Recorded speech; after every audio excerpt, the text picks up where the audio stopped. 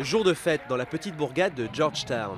Drapeau américain et costume traditionnel, on célèbre ici une tradition vieille de 200 ans, marquant la fin d'une période électorale.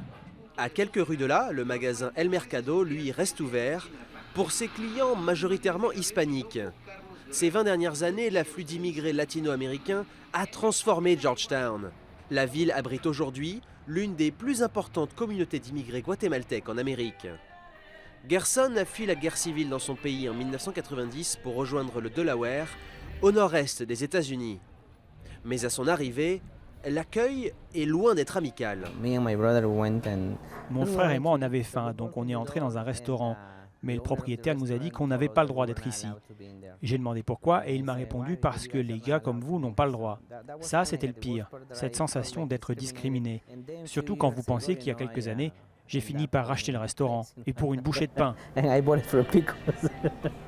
Et dans son restaurant, difficile d'imaginer une époque où les latinos n'étaient pas les bienvenus.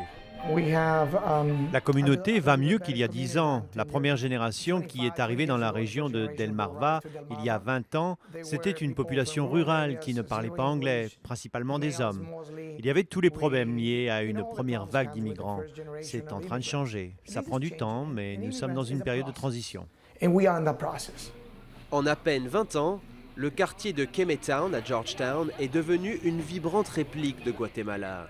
La plupart des immigrés arrivés dans les années 90, comme Gerson, y ont même fondé une famille.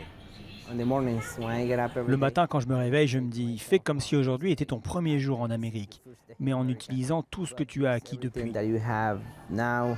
Même si certaines tensions demeurent, immigrés et population locale applaudissent côte à côte le défilé.